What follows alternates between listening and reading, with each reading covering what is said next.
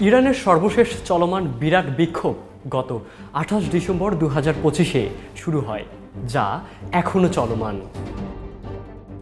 তেহরানের গ্র্যান্ড বাজারের দোকানদাররা মুদ্রা সংকট, দ্রব্যমূল্যের সহিংস বৃদ্ধি ও জীবনযাত্রার ভয়াবহ খরচের প্রতিবাদে রাস্তায় নেমে আসে। আর এর মূল কারণ ছিল ইরানি রিয়ালের অবমূল্যায়ন ও মুদ্রাস্ফীতি, যা জনজীবনকে অচল করে দিয়েছে। অন্যদিকে সরকারি ব্যর্থতা, বাণিজ্য ও অর্থনৈতিক নীতি বিপর্যয়।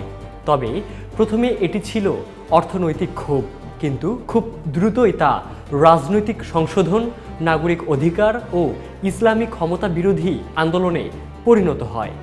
আর এই আন্দোলনের বিস্তার ও আকস্মিক পরিণতি হচ্ছে বিক্ষোভ দ্রুত দেশের প্রায় সকল বড় শহরে ছড়িয়ে পড়ে।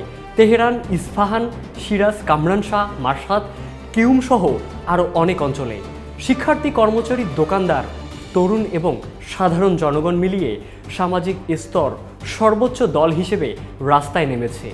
ইন্টারনেট ও মোবাইল যোগাযোগ এক প্রকার ব্ল্যাক আউটে চলে গেছে জানুয়ারি 8 থেকে, যাতে তথ্য প্রবাহ কঠোরভাবে কন্ট্রোল করা হচ্ছে। পাশাপাশি রাষ্ট্রের কাছ থেকে উত্তেজনা ও দমন আরও তীব্র হয়েছে। নিরাপত্তা বাহিনী গুলি ছুড়ছে, সেনাবাহিনী এবং ইঞ্জিল্লা গার্ডস সক্রিয়ভাবে অবস্থান নিচ্ছে।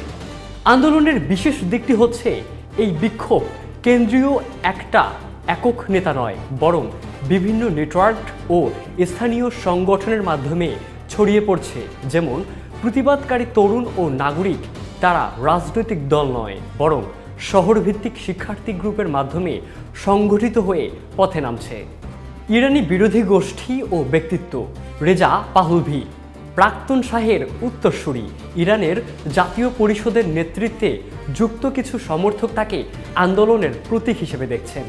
পিএমওআই, people's Mujahedin organization of Iran, MEK, Mujahedin e Khalq, প্রাক্তন মূল বিরোধী সংগঠন যা নির্বাসিত অবস্থায় সরকারের বিরুদ্ধে রয়েছে এবং শহীদদের নাম প্রচার করছে। যদিও তথ্য সীমাবদ্ধ, সাধারণ বিক্ষোভকারীরা রাজনৈতিক নেতৃত্বের বদলে নিজেদের স্বতন্ত্র সিদ্ধান্তে ও সংগঠনের মাধ্যমে আন্দোলন চালাচ্ছে।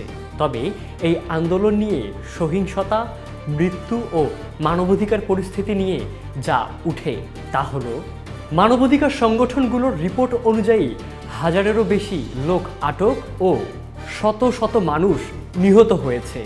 বিশেষ করে আদালত ও সশস্ত্র বাহিনী প্রতিরোধকারীদের রাইজটরা হিসেবে চিহ্নিত করে কঠোর ব্যবস্থা নিচ্ছে। রাজ্যের নিরাপত্তা বাহিনী সরাসরি গুলিও চালাচ্ছে, যার মধ্যে নির্দিষ্ট ঘটনায় কর্মকর্তাদের অনির্দিষ্ট শট থেকেও লোক মারা গেছে। ইরানের এই আন্দোলনে সরকার ও নেতা শাসকদের প্রতিক্রিয়া হচ্ছে।